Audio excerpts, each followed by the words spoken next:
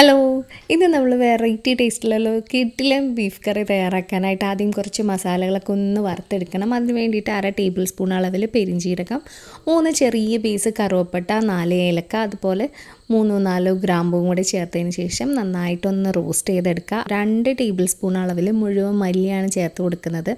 അപ്പോൾ മല്ലിയും കൂടെ ചേർത്ത് കഴിഞ്ഞാൽ നമുക്കിനി ഇതിലേക്ക് ചേർക്കാനുള്ളത് വറ്റൽമുളകാണ്. അപ്പോൾ വറ്റൽമുളക് ചേർക്കുമ്പോൾ അതിൻ്റെ എരിവിനനുസരിച്ച് ചേർത്ത് കൊടുക്കുക. 2 ടീസ്പൂൺ അളവിൽ കുരുമുളക് കൂടെ ചേർത്തിട്ട് നന്നായിട്ടൊന്ന് വറുത്ത് നന്നായിട്ടൊന്ന് മൂത്ത് അതിൻ്റെ ആ ഒരു നല്ല മണമൊക്കെ വരുന്ന സമയത്ത് ചൂട് മാറിക്കഴിയുമ്പോൾ മിക്സിയുടെ ചെറിയ ജാറിലിട്ട് നന്നായിട്ടൊന്ന് ക്രഷ് ചെയ്ത് മാറ്റി വയ്ക്കുക.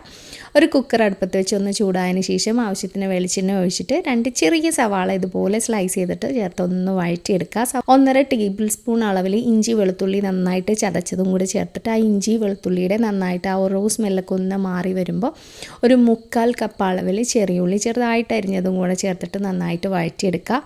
ഉള്ളിയുടെ കൂടെ തന്നെ കുറച്ച് കറിവേപ്പിലയും കൂടി ചേർക്കുന്നുണ്ട്. അപ്പോൾ ഉള്ളിയൊക്കെ ഒന്ന് മുരിഞ്ഞ് തുടങ്ങുന്ന സമയത്ത് നമുക്കിതിലേക്ക് ഒരു 2 തക്കാളിയും അതുപോലെ തന്നെ 3-4 പച്ചമുളകും കൂടി ചേർത്ത് കൊടുക്കുക. പച്ചമുളകും നമ്മൾ എരിവിനനുസരിച്ച് ചേർത്ത് കൊടുക്കുക കേട്ടോ. പിന്നെ ഈ ഒരു സവാളയൊക്കെ ഒന്ന് നന്നായിട്ട് വാടി വരാനുള്ള ആവശ്യത്തിന് ഉപ്പ് കൂടി ചേർത്തിട്ട് തക്കാളിയൊക്കെ നന്നായിട്ട് വെന്ത് കഴിയുമ്പോൾ 1/4 ടീസ്പൂൺ അളവിൽ മഞ്ഞൾപ്പൊടിയും പിന്നെ നമ്മളിതിലേക്ക് കുറച്ച് കാശ്മീരി ചില്ലി പൗഡർ യൂസ് ചെയ്യുന്നുണ്ട്. 1/4 ടേബിൾ സ്പൂൺ അളവിൽ കാശ്മീരി ചില്ലിയും കൂടെ ചേർക്കുന്നുണ്ട്. അപ്പോൾ ഞാനിവിടെ വറുത്ത് മാറ്റി വെച്ചിട്ട് ആ മസാലയൊക്കെ ഒന്ന് നന്നായിട്ട് പൊടിച്ചെടുത്തിട്ടുണ്ട്.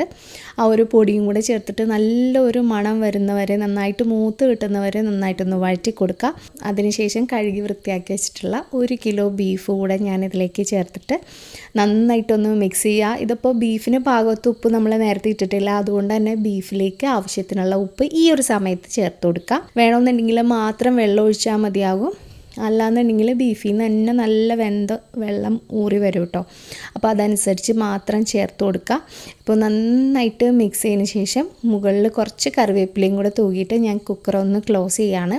കുക്കർ അടച്ച് വെച്ചതിന് ശേഷം ഒരു വിസിൽ വന്നു കഴിഞ്ഞിട്ട് ലോ ഫ്ലെയിമിൽ കറക്റ്റ് 20 മിനിറ്റ് കുക്ക് ചെയ്ത് കഴിഞ്ഞാൽ ബീഫ് കറക്റ്റായിട്ട് കുക്കായി കിട്ടും കേട്ടോ. അപ്പോൾ ഇതാ കുക്കർ തുറന്നപ്പോൾ നല്ലൊരു അടിപൊളി കളറിൽ ആ ഒരു കാശ്മീരി ചില്ലിയൊക്കെ ചേർത്തുകൊണ്ട് തന്നെ നല്ലൊരു കിടിലൻ കളറിലാണ് നമുക്ക് ഇവിടുത്തെ ബീഫ് കറി കിട്ടിയിട്ടുള്ളത്.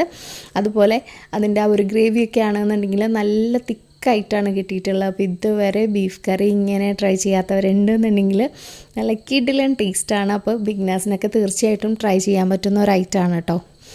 അപ്പോൾ ഒന്ന് ട്രൈ ചെയ്ത് നോക്കിയിട്ട് ഫീഡ്ബാക്ക് അറിയിക്കുക. ആദ്യമായിട്ട് കാണുന്നവരാണെന്നുണ്ടെങ്കിൽ നമ്മുടെ ഈ വീഡിയോ ഒന്ന് ലൈക്ക് ചെയ്തിട്ട് ഫോളോ ചെയ്തേക്കാം. നിങ്ങളുടെ ഫ്രണ്ട്സിനും ഫാമിലി മെമ്പേഴ്സിനും ഒക്കെ ഒന്ന് ഷെയർ ചെയ്ത് കൊടുത്തേക്കാം കേട്ടോ.